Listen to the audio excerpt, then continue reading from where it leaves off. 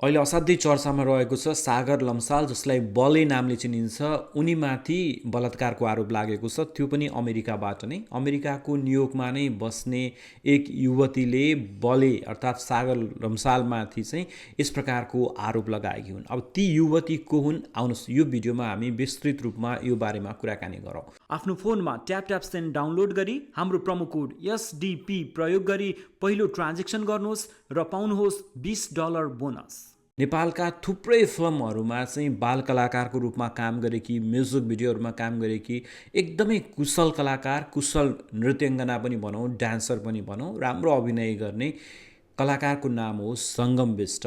र तिनै सङ्गम बिष्टले हिजो एउटा फेसबुक स्ट्याटस लेखिन् र त्यो फेसबुक स्ट्याटसमा उनले आफ्ना सम्पूर्ण कुराहरू त्यहाँ व्यक्त गरिन्। उनले आफूमाथि भएको दुर्व्यवहारको बारेमा, आफूमाथि भएको घटनाको बारेमा पनि लेखिन् र आरोपित गरिन् कि अहिले पछिल्लो समय बले नामले चिनिने सखीगुनी लगायतका टेलिफिल्महरूमा उनको त्यो क्यारेक्टर रहेको छ सागर लम्साल।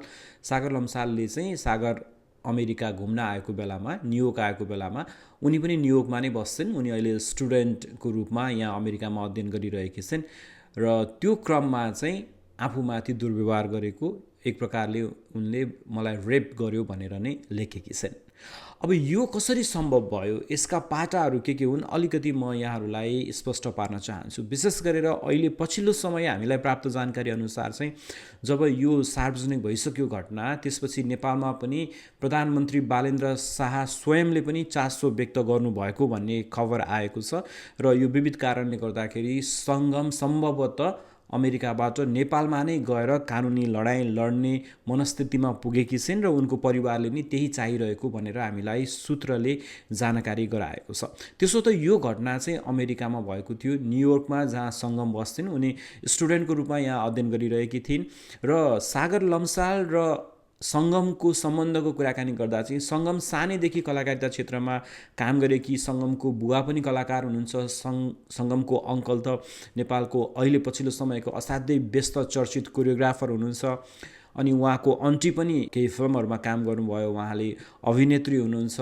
उहाँको भाइ, सङ्गमको भाइ आफै पनि गिनिज बुक अफ वर्ल्ड रेकर्डमा चाहिँ यङ्गेस्ट फिल्म डिरेक्टर भनेर त्यही लभ यु बाबा भन्ने फिल्मबाट गिनिज बुकमा नाम लेखाउन सफल व्यक्तित्वको रूपमा भाइ रहेका छन्। यस्तो कलाकारिताको क्षेत्रको ब्याकग्राउन्डबाट आएको मान्छे सागर लम्साल र सङ्गमको बुवाको सम्बन्ध चाहिँ पहिलादेखि नै साथीको सम्बन्ध थियो। यस हिसाबले हेर्दाखेरि चाहिँ सागरले चाहिँ सङ्गमको बुवालाई दाई दाई भन्ने गर्थे र सङ्गमले सानैदेखि नै उनलाई देखेको हुनुपर्छ, किनभने करिब करिब 10-12 वर्ष यता सागरको उनीहरूसँगको परिवारसँग एउटा पारिवारिक खालको सम्बन्ध रहेको भन्ने खबरहरू पनि आइरहेको छ। किनभने सङ्गमको बुवा जो कलाकार हुनुहुन्छ उहाँले सखीगोनीमा पनि थुप्रै सिरियलहरूमा अभिनय गर्नुभएको छ, थुप्रै एपिसोडहरूमा अभिनय गर्नुभएको छ। अब यहाँनिर हेर्नुहोस् है, सङ्गमले नै बताएअनुसार चाहिँ सागर अमेरिका घुम्न आएका थिए गत वर्ष।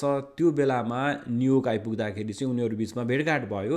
पहिलादेखि नै पारिवारिक रूपमा चिनेको कारणले गर्दाखेरि अपार्टमेन्ट देखाउँ त तिम्रो भनेर उनले भने। त्यसपछि अपार्टमेन्टमा गए। अपार्टमेन्टमा गइसकेपछि चाहिँ सङ्गमले भनेकी छिन् उनी सानैदेखि एक प्रकारको डिप्रेसनमा रहेकी थिइन्, विविध कारणहरू थिए। ती आफ्ना पीडाहरू उनले सेयर गरिन् आफ्नो पारिवारिक एउटा सदस्य जस्तो मानेर, र त्यही क्रममा चाहिँ भावनामा बगेर उनले आफ्ना कुराहरू सुनाइरहँदाखेरि उनलाई चाहिँ थमथमाए जस्तो, माया गरे जस्तो गरेर त्यसको अनुचित फाइदा उठाउँदै सागरले आफूमाथि चाहिँ रेप गरेको भनेर उनले क्लेम गरेकी छिन्। अब यो घटनाको बारेमा सागर लम्सालले अहिलेसम्म मुख खोलेका छैनन्। उनी नेपाली फिल्म पाण्डवको सुटिङमा रहेका थिए पूर्वमा, र भर्खरै मात्र पाण्डव युनिटले एउटा प्रेस रिलिज जारी गरेर सागर लम्साललाई फिल्मबाट सम्पूर्ण रूपमा निष्कासन गरेको भनेर खबर प्रसिद्ध गरेको छ। त्यसो त फिल्मको 90% भन्दा बढी सुटिङ सकिसकेको थियो, निकै ठुलो मात्रामा पैसा खर्च भइसकेको थियो। तथापि यो पाण्डव भन्ने फिल्ममा सागरमाथि यति ठुलो आरोप लागिसकेपछि उनलाई त्यो फिल्ममा राखिरहनु उचित नदेखिएको कारणले गर्दाखेरि फिल्मबाट निष्कासन गरिएको भन्ने बेहोराको प्रेस रिलिज कम्पनीले जारी गरेको छ। र हामीलाई प्राप्त जानकारी अनुसार चाहिँ सङ्गम अब छिट्टै नै नेपाल गएर कानुनी प्रक्रिया, कानुनी लडाइँमा अगाडि बढ्ने छिन्। यस अर्थमा हेर्दाखेरि अब सागर लम्सालमाथि निकै कठिन दिनहरू आउँदैछन्।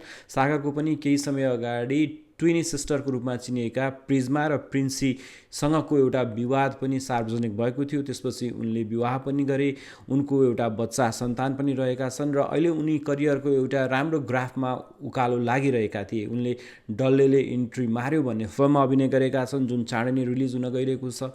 पाण्डव फिल्म आउँदै थियो र यो अवस्थामा आएर यो घटना आयो र अब यदि साँच्चीकै नै उनले गल्ती गरेका हुन्, उनले गरेको अपराध प्रमाणित भएको खण्डमा उनीमाथि कानुनी कारबाही गम्भीर रूपमा हुने लगभग निश्चित नै रहेको छ। र सङ्गमले करिब 1 वर्षपछि आफूले निकै हिम्मत जुटाएर त्यो जुन एक प्रकारको डिप्रेसनमा आफैसँग लड्दा अन्ततः आएर आज आफू बाध्य भएर यो कुरा लेखेकी छिन् र उनको परिवार पनि यति बेला यो घटना सार्वजनिक भएसँगै एक प्रकारले स्तब्ध भएको छ, किनभने यो बारेमा परिवारलाई पनि केही पनि जानकारी थिएन। गलत गर्ने मान्छे सजायको भागीदार हुनै पर्छ, यसतर्फ सम्बन्धित निकायले ध्यान दियोस्, हामी पनि जोरदार अपिल गर्न चाहन्छौँ।